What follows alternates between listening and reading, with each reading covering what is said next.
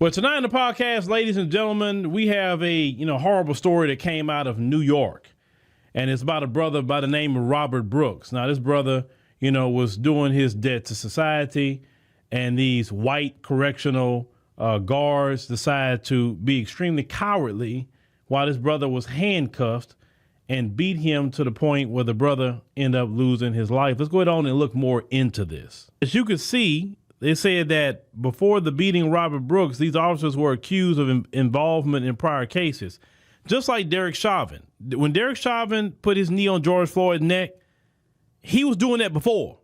Just want to make sure. And then when they do this, then they're like, oh, what happened? Now, they say at least 3 officers, they say, involved in the fatal beating of Robert Brooks. They say a New York man held at Marcy Correctional Facility in upstate New York was previously accused of assault. They say the officers were among 14 staff named by the Department of Corrections related to Brooks' death. Say none of the officers have been charged with wrongdoing. I don't know why. We have a clear video. And, of course, we can't show the video on this platform. But they said that none of the identities have been confirmed as of yet. Now, they said body-worn camera footage released Friday shows the correctional officers at the facility punching and kicking Brooks with his hands handcuffed behind his back in the metal examination room. The fatal beating is now under investigation by the New York Attorney General, and Governor Kathy Hochul has called for those to be fired.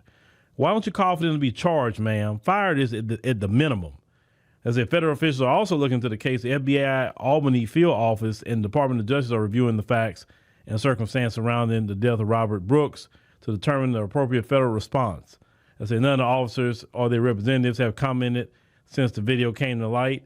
Yeah, why would they?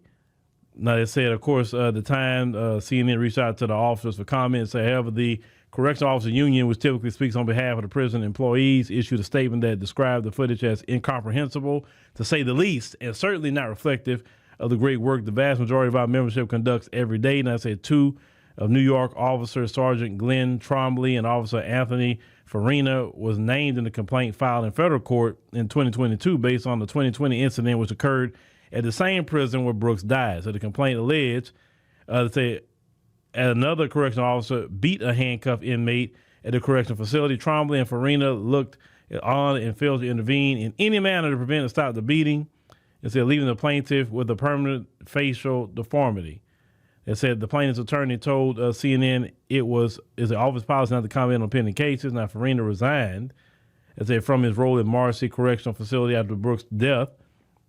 They said a different officer, Nicholas Anzalone, they say, was named by the department and is in a separate federal complaint in 2022 stating that he joined an assault on the inmate by another correctional officer at the same facility. Said the complaint alleged the officer was involved in a cover-up fabricating disciplinary charges. It said against an inmate who was left substantial physical and mental injuries, but the case is still ongoing. They say also court documents detail the incident. Defendant C.O. Nicholas and Anzalone, they say, entered the bathroom during the assault and joined the C.O. Ladice in kicking the plaintiff while he lay on the ground and failed to stop the C.O. Ladice's assault. They say after beating him, defendants took plaintiff to the Marcy Infirmary in the van, where they forced plaintiff to lie face down on the floor while C.O. Anzalone kicked him as they kicked his feet. Now, we're reading this for a reason. It's the inmate's attorney, Katie Rosenfeld. It said her client was brutally assaulted in 2020 at Marcy CF, the same prison Robert Brooks had just murdered. It said one of the same correctional officers, her client, thought he would die that day as officers punched and kicked him to a bloody heap. So the officer then lied, said, to cover up the beating. Okay, now let me get back on camera here and let's talk about this a little more. A lot of this do be going on in a lot of correctional facilities all over the country. You have a lot of these white supremacist males, or they think about it. They handcuffed the brother. They did not fight him one-on-one. No. They handcuffed him where he cannot fight back or defend himself in no way, shape, form, or fashion. And we have been telling y'all these white supremacists are the most cowardly entity on the planet Earth. They're cowards. They're not brave. They're not men. They're just scum, and that's just really what it is. And this is why a lot of black folks, don't trust them and all kind of other things. How a lot of brothers feel. Let's call it what it is. You could say, oh, in the 1950s, the racism was real high. No, the racism never stopped because anti-black racism is in the culture, and they teach anti-black racism. And this brother was vulnerable. He couldn't defend himself. And so we got him one. He's handcuffed. So let's go ahead on and beat him and do this and get off to this. And then when people want to get at them about it, then all of a sudden, oh, you guys need to be, let the system work or whatever. Look, why aren't they immediately charged?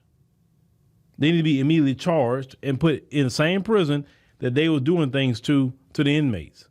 And then let's see if they can really defend themselves at that point, right? When inmates don't have handcuffs on them. No man or woman in prison should not be put in a situation where they can't defend themselves from another inmate or one of the so-called correctional officers. Now, the reason why I got at the bottom, where's the sanctuary, city or state, basically, is this. You look at a lot of the migrants that come into this country, they assault cops, and they're not even treated like that.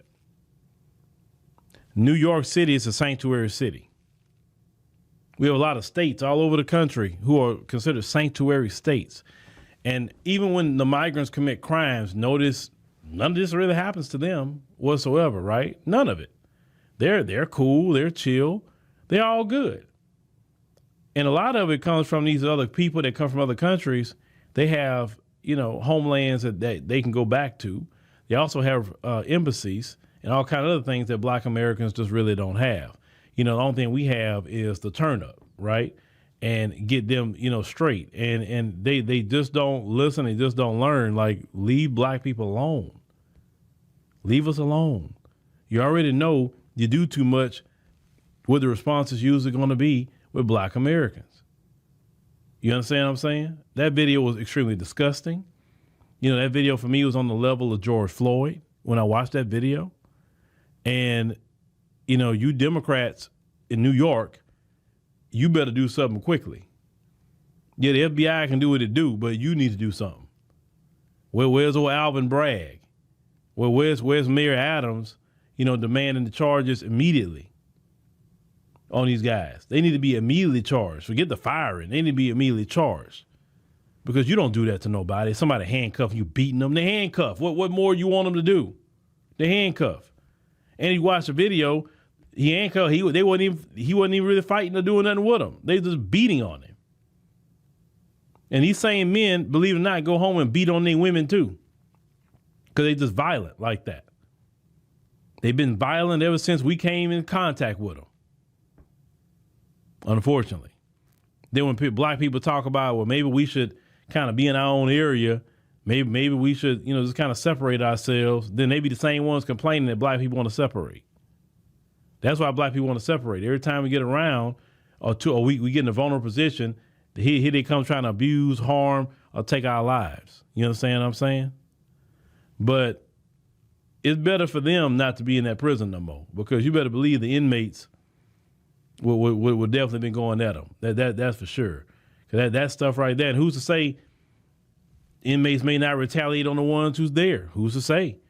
Because you don't do no crap like that. You think the inmates didn't see that video? The inmates got internet too now. Or they seen that video. I could imagine how the inmates are turned up right now. Because that was some straight BS. Straight BS. Democrats, you need to go ahead on and put them charges on them dudes ASAP.